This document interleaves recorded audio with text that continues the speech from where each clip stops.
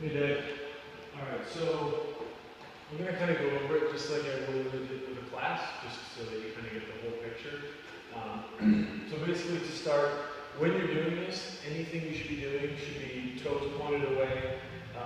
All of the tension and power that you create when you're kipping, when you're doing toe to bar, pull-ups, muscle-ups, anything like that, is created by how tight you are here.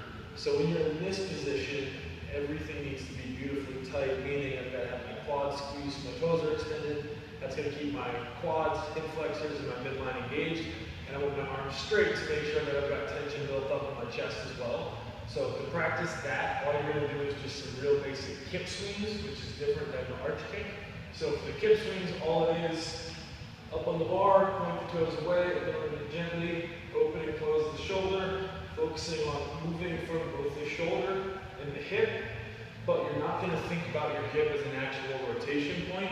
The rotation point of the movement should be the shoulder. So open, close, whereas the hip is really just kind of squeezing and quote unquote relaxing, but it's more about squeezing the back, so squeezing your erectors and your butt when you're in that arch position. So first off, arch, hollow, just to make sure.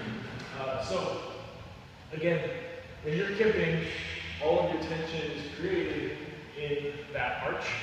So if my arch looks like this, then it's almost guaranteed that my quad's not engaged and my hip flexor is not engaged. So it's going to be all about the kick and the momentum, and that's very jarring, it's jerky, and it's just not sustainable. It's also going to be a little bit slower and just not as effective and efficient. So what we're going to start to do now is you're basically going to add speed to your kip swing by, when you reach through here, I'm just going to think, kick my feet, but not like I'm kicking a soccer ball. So it's not going to be bend knee kick. It's going to be trying to kick my toes away from me, almost by using my core. So what it should look like is, again, I'm going to come into 1 or 2 kip swings, and then arch, kick, arch, kick, arch, kick. But again, you notice that when I kick, I don't actually bend my legs or anything. All I'm really doing is closing my shoulder angle and focusing on that aggressive squeeze of my hip flexor and of my core. What that does is, rather than just a small kip swing here, it creates that really severe angle, which we talked about. That severe angle is what allows you to string together toe to bar, most importantly, but it also gets you flexed. So this is my closed door. In order to extend towards the bar, I need this closed angle so that I can, again, aggressively open it. You can't open an open door. So if I kind of come here and start pulling, if I look like this, I can't extend my hip because there's nothing to extend. But if I'm here, I've got progressive closure, boom, I can pop my hip towards the top.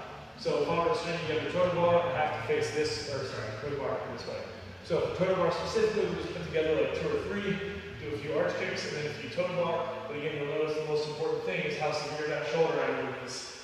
So 1, 2 swings, kick, kick, and so you notice when I go to do my toe to bar, I am way back here. Granted, I was doing it with my legs straight. That was just for positioning purposes. Obviously, I would encourage you to use that knee to bicep flick. So when you go to do those, what it's going to look more like is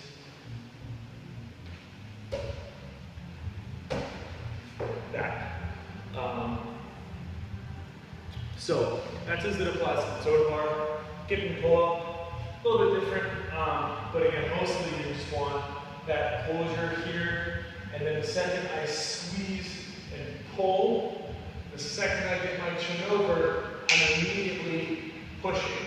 But the most important thing is that when you're pushing, I need to extend towards the bar, and as I pull, create that hollow again, so that when I come back down into my next rep, I've got some leverage to get myself into a Superman position or that arch.